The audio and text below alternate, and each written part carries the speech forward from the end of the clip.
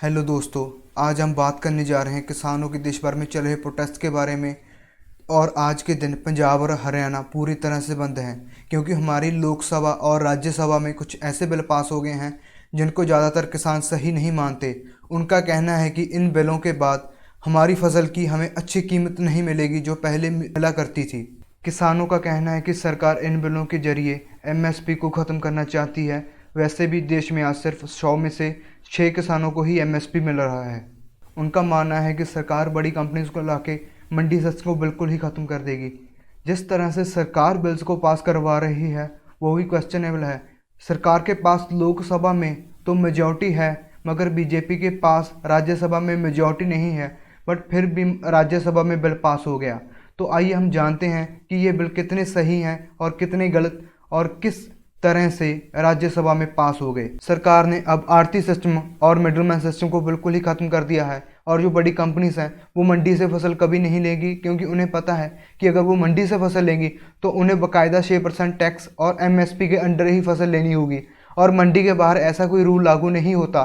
किसानों को इसी बात का डर सता रहा है कि अभी उनका वो बड़ी कंपनीज शोषण करेंगी। ऐसा नहीं है कि ये सिस्टम कोई पहली बार आया है। कनाडा, अमेरिका और यूरोप की कितनी ही कंट्रीज़ में ये सिस्टम पहले भी लागू हो चुका है और कितने ही सालों से चला आ रहा है, मगर वहाँ के 90% फार्मर्स आज बैंकरप्ट हैं और वहाँ की गवर्नमेंट उन्हें हाई अमाउंट में सब्सिडी प्रोवाइड करती है ताकि वो एग्रीकल्चर करते रहें।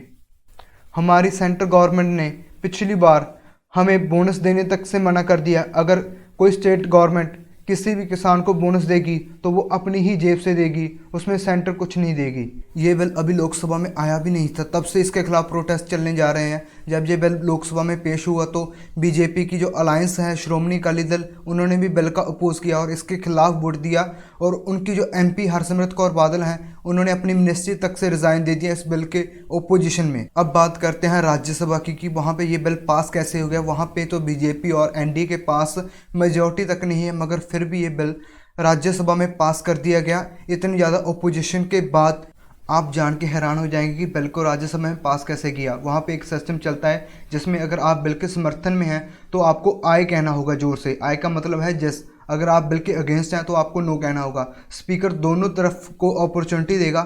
जिस स्पीकर को जिसकी आवाज़ ज़्यादा लगेगी, जिन लोगों की आवाज़ ज़्यादा लगेगी तो वो उनके हक में वोट कर देगा कि अगर मान लीजिए आय वालों ने ज़्यादा कहा, ज़्यादा तेज़ कहा तो आय के समर्थन में बिल जाएगा और बिल को पास कर दिया जाएगा।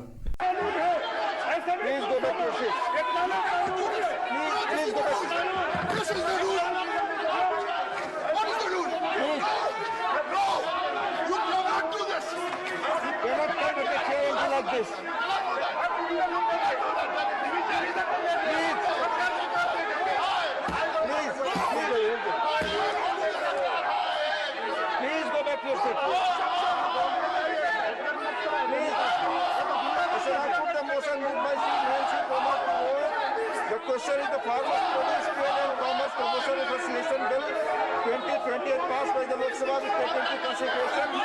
Those in favor will please raise their hands and say aye. Those against will raise their hands and say no. I think the ayes have it, the ayes have it, the ayes have it. The motion is adopted. We shall now take up part by part consideration of the bill. Clause 2 stands part of the bill. There are two amendments. Number 1 and 2 by Sri K.K. Rajesh.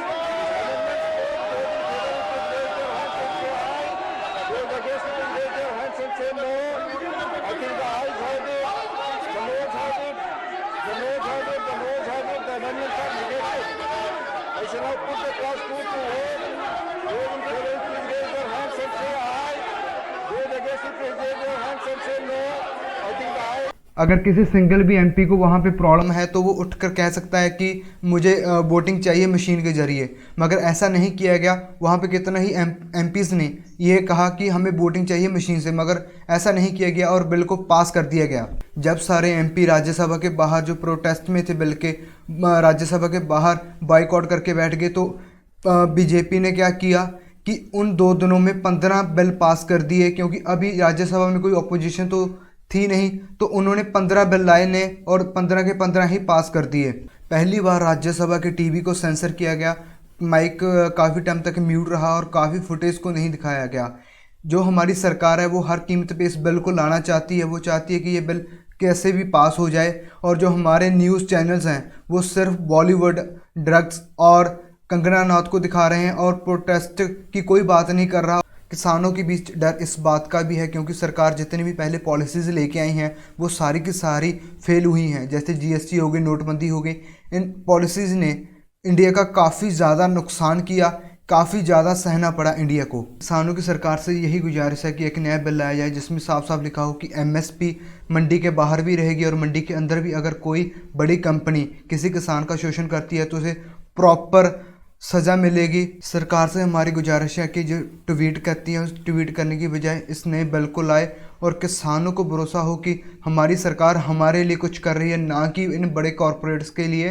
तो अभी तो सरकार के पास लोकसभा में भी majority है और राज्यसभा में भी किसी तरीके से मेजॉरिटी पा ही ली है, तो सरकार नया बिल लाए और किसानों का समर्थन करे। हम सरकार से उम्मीद करते हैं कि सरकार किसानों के लिए कुछ करेगी तो अच्छा ही करेगी।